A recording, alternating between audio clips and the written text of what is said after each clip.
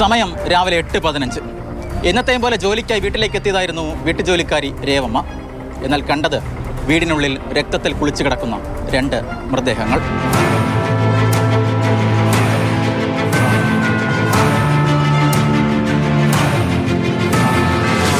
ചേച്ചി മരിച്ചു കിടക്കുവാണ്, നോക്കാവോ എന്ന് ചോദിച്ചു.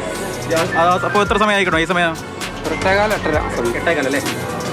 അപ്പോൾ ചേട്ടാണ് പോലീസിനെ വിളിച്ച് പറഞ്ഞത്? അതെ.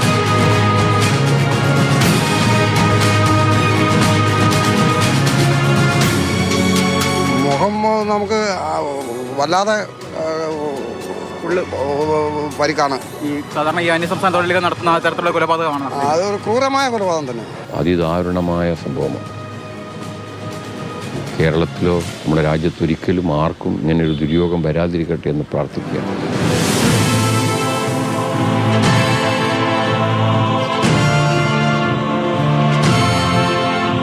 കോട്ടയം നഗരത്തിലെ ഇന്ദ്രപ്രസ്ഥ ഓഡിറ്റോറിയത്തിന്റെ ഉടമ വിജയകുമാറും ഭാര്യ മീരയുമാണ് അതിക്രൂരമായി കൊല ചെയ്യപ്പെട്ടത്.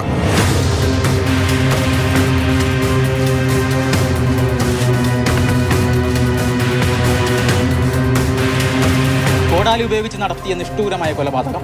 മുഖത്ത് കോടാലി കൊണ്ട് പലതവണ മർദ്ദിച്ചിരുന്നു.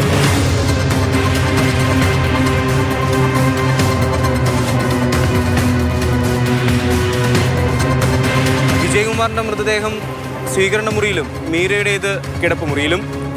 അമ്മിക്കല്ലും മഴുവും വീടിനുള്ളിൽ കണ്ടെത്തി.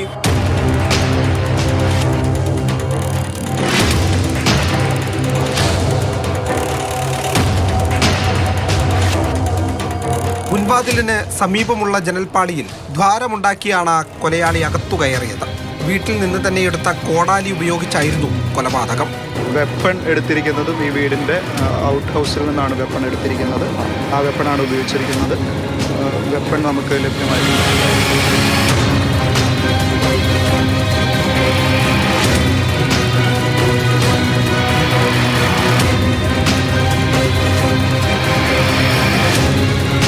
ശ്രീവത്സം എന്ന വലിയ വീടിനുള്ളിൽ നിന്ന് സ്വർണമോ മറ്റു വിലപിടിപ്പുള്ള കാര്യങ്ങളോ ഒന്നും നഷ്ടപ്പെട്ടിട്ടില്ല. അതുകൊണ്ടാണ് കൊലപാതകത്തിന് വ്യക്തമായ കാരണങ്ങളുണ്ടെന്ന നിഗമനത്തിലേക്ക് ആദ്യം തന്നെ പോലീസ് എത്താൻ കാരണം.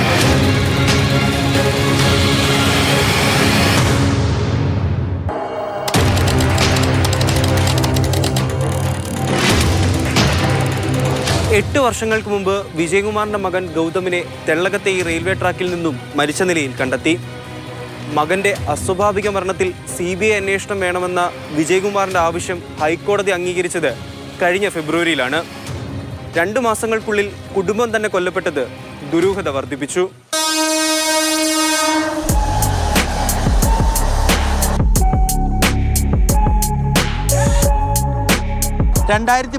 ജൂണിലാണ് വിജയകുമാറിന്റെ മകൻ ഗൗതം മരിക്കുന്നത്. ഇവിടെ തൊട്ടടുത്ത് തന്നെയുള്ള കാരിത്താസ് ലെവൽ ക്രോസിൽ നിന്ന് യുവാവിന്റെ മൃതദേഹം കണ്ടെത്തുകയായിരുന്നു. ആത്മഹത്യയാണെന്നായിരുന്നു പോലീസിന്റെ കണ്ടെത്തൽ. ഇത് പറഞ്ഞുകൊണ്ട് തന്നെ കേസ് റിപ്പോർട്ട് കോടതിയിൽ സമർപ്പിക്കുകയും കേസ് അവസാനിപ്പിക്കുകയും ചെയ്തു. എന്നാൽ മകന്റെ മരണത്തിൽ ദുരൂഹതയുണ്ടെന്നും വിശദമായ അന്വേഷണം വേണമെന്നും ആവശ്യപ്പെട്ട് വിജയകുമാർ ഹൈക്കോടതിയെ സമീപിക്കുകയായിരുന്നു. കാരണം അതിനായി അദ്ദേഹം മുന്നോട്ട് വെച്ച ചില കാരണങ്ങളൊന്ന്, സാമ്പത്തിക ഭദ്രതയുള്ള കുടുംബത്തിലെ ഒരു യുവാവ് മറ്റ് യാതൊരു വിധമായ സാമ്പത്തികമായോ വ്യക്തിപരമായോ കാരണങ്ങളില്ലാതെ എന്തിന് ആത്മഹത്യ ചെയ്യണം എന്നു മാത്രമല്ല, മഹസറിലെയും ഒപ്പം തന്നെ പോസ്റ്റ്മോർട്ടത്തിലെയും ചില കണ്ടെത്തലുകൾ കൊലപാതകത്തിലേക്ക് വിരൽ ചൂണ്ടുന്നുണ്ട്. ഇതൊന്നും കേരള പോലീസ് അന്വേഷിച്ചില്ല എന്നുള്ള അച്ഛൻ്റെ വാദം കോടതി അംഗീകരിക്കുകയും CBI അന്വേഷണത്തിന് ഉത്തരവിടുകയും ചെയ്തു. കേരള പോലീസിൻ്റെ കണ്ടെത്തലേ അത് സ്വയം ഉണ്ടാക്കിയ പരിക്കാണെന്നാണ്.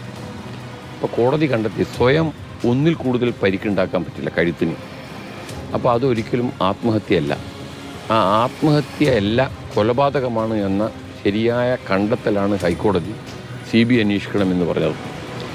ആ CBI അന്വേഷണത്തിന് വേണ്ടി 5 കൊല്ലം നിയമപോരാട്ടം നടത്തിയ ഒരാളാണ് വിജയകുമാറും അദ്ദേഹത്തിൻ്റെ പത്നിയും. മകൻ്റെ മരണവുമായി ബന്ധപ്പെട്ടുള്ള അന്വേഷണം CBI ഏറ്റെടുക്കുകയും അതിൻ്റെ ഒരു പ്രാരംഭ ഘട്ടത്തിലെത്തുമ്പോഴാണ് വിജയകുമാറും ഭാര്യയും സ്വന്തം വീട്ടിൽ, അതും വലിയ വീടാണ്, വലിയ സുരക്ഷാ സംവിധാനങ്ങൾ, CCTV അടക്കമുള്ള സുരക്ഷാ സംവിധാനങ്ങൾ, നായ്ക്കളൊക്കെ ഉള്ളൊരു വീടാണ്, അവിടെ അതിദാരുണമായി കൊല ചെയ്യപ്പെടുന്നത്. ആ ഘട്ടത്തിലാണ് തിരുവനന്തപുരത്തു നിന്നുള്ള CBI ഉദ്യോഗസ്ഥർ ഇവിടെ എത്തുകയും ഈ മരണവുമായി ബന്ധപ്പെട്ടുള്ള വിശദാംശങ്ങൾ ശേഖരിക്കുകയും ഈ മരണസ്ഥലത്ത് കൊലപാതകം നടന്ന സ്ഥലം സന്ദർശിക്കുകയും ചെയ്തത്. ഈ മകൻ്റെ മരണവുമായി ഈ കൊലപാതകത്തിന് ഏതെങ്കിലും രീതിയിലുള്ള കണക്ഷൻ ഉണ്ടോ, ബന്ധമുണ്ടോ എന്ന് പരിശോധിക്കാൻ വേണ്ടിയാണ് CBI ഉദ്യോഗസ്ഥർ എത്തിയത്. പക്ഷേ ഈ ഘട്ടത്തിൽ അല്ലെങ്കിൽ ഈ കേസ് നടന്ന ഘട്ടത്തിൽ തന്നെ പോലീസ് പറയുന്നത് മകൻ്റെ മരണവുമായി ഈ കൊലപാതകത്തിന് ബന്ധമില്ല എന്നുള്ളതാണ്.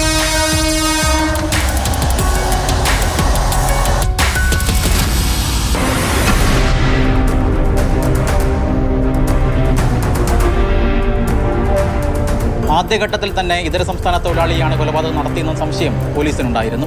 എന്നാൽ കൂടുതൽ ഉറപ്പിക്കുന്നതിന് വേണ്ടിയായിരുന്നു പിന്നീടുള്ള അന്വേഷണങ്ങൾ. ആ അന്വേഷണം ചെന്നെത്തിയത് 10 മാസം മുമ്പുള്ള മറ്റൊരു മോഷണത്തിലേക്കാണ്.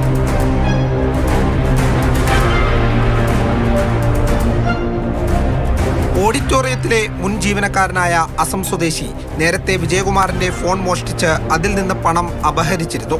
ഇതുമായി ബന്ധപ്പെട്ട കേസിൽ അസം സ്വദേശി അമിത് ജയിലിൽ നിന്ന് പുറത്തിറങ്ങിയത്. ഈ വൈരാഗ്യമാണ് കൊലപാതകത്തിലേക്ക് നയിച്ചതെന്ന് പോലീസിന്റെ പ്രാഥമിക നിഗമനം. ബംഗാളിയെ മറ്റേ ഇവിടെ നിൽപ്പുണ്ടായിരുന്നെന്ന്, അപ്പോൾ അയാളുമായിട്ട് ഏതോ രസക്കേടുണ്ടായി, അയാളെ പറഞ്ഞു വിട്ടു.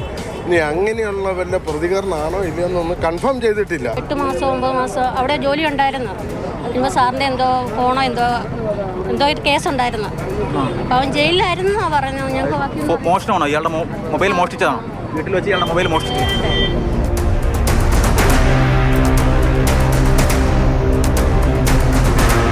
കോട്ടയം നഗരത്തിലെ പ്രധാനപ്പെട്ട ഓഡിറ്റോറിയങ്ങളിലൊന്നാണ് ഇന്ദ്രപ്രസ്ഥം.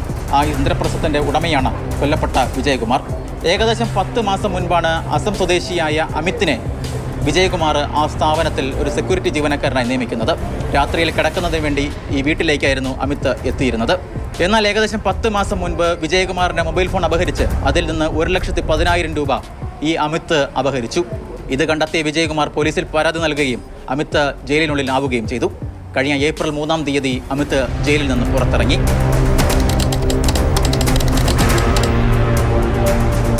കൃത്യം നടന്ന് മണിക്കൂറുകൾക്കുള്ളിൽ തന്നെ പ്രതി ആസം സ്വദേശി അമിത് ആണെന്ന് പോലീസ് സ്ഥിരീകരിച്ചു. മുൻപ് നടന്ന ഒരു മൊബൈൽ മോഷണ കേസിലെ വിരലടയാളവും കൃത്യം നടന്ന വീട്ടിൽ നിന്ന് ലഭിച്ച വിരലടയാളവും ഒന്നാണെന്ന് പോലീസ് കണ്ടെത്തി.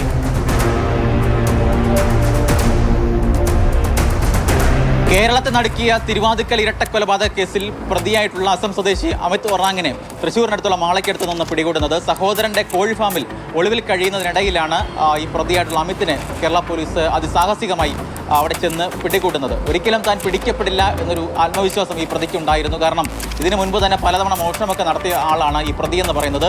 പല മൊബൈൽ മോഷണ കേസുകളിലും പ്രതിയാണ്. പിടികൂടുന്ന സമയത്തൊക്കെ തന്നെ 10-ലധികം മൊബൈൽ ഫോണുകൾ ഈ പ്രതിയുടെ കൂടെ ഉണ്ടായിരുന്നു. ഒപ്പം അതിനധികം 20-ലധികം സിം കാർഡുകളും ഈ പ്രതിയുടെ കൂടെ കൈവശമുണ്ടായിരുന്നു. അപ്പോൾ അത്തരത്തിലുള്ള വലിയ രീതിയിൽ മോഷണം നടത്തുന്ന പ്രതിയാണ്. അതുകൊണ്ട് തന്നെ താൻ മുൻപ് ചെയ്തിരുന്ന മോഷണം ഒക്കെ പോലെ ഇതും താൻ പിടിക്കപ്പെടില്ല എന്നൊരു ആത്മവിശ്വാസം ഈ പ്രതിക്ക് ഉണ്ടായിരുന്നു. കൊലപാതകത്തിന് ശേഷം വീട്ടിലെ CCTVയുടെ DVR അടക്കം കടത്തിയ പ്രതി പക്ഷേ കയ്യിലുണ്ടായിരുന്ന ഫോണുകളിലൊന്ന് സ്വിച്ച് ഓഫ് ചെയ്യാൻ മറന്നു. ഇത് ട്രാക്ക് ചെയ്തായിരുന്നു പോലീസ് പ്രതിയിലേക്ക് എത്തിയത്. കൊലപാതകം ചെയ്യാൻ 3 ദിവസം കോട്ടയം റെയിൽവേ സ്റ്റേഷൻ സമീപമുള്ള ലോഡ്ജിൽ പ്രതി താമസിച്ചിട്ടുണ്ട്. കൊല്ലാൻ ഉപയോഗിച്ച കോടാലിയിൽ പതിഞ്ഞ വിരലടയാളങ്ങളാണ് പ്രതി അമിത് തന്നെയെന്ന് ഉറപ്പിക്കാൻ നിർണായകമായത്. സാഹചര്യ തെളിവ് നമുക്ക് കൃത്യമായിട്ടുണ്ടായിരുന്നു. പ്രീവിയസ് കേസ് ഇയാൾക്ക് എതിരെയായിട്ട് കൊല്ലപ്പെട്ട വ്യക്തി കൊടുത്ത കേസ് നമ്മുടെ അടുത്ത് കൃത്യമായിട്ടുണ്ടായിരുന്നു. അത് നമ്മൾ കൃത്യമായി അന്വേഷിച്ച് പ്രതിയെ കണ്ടെത്തി പ്രതി കോടതിയിൽ സമർപ്പിച്ച് റിമാൻഡിൽ ആയിരുന്ന പ്രതിയാണ്.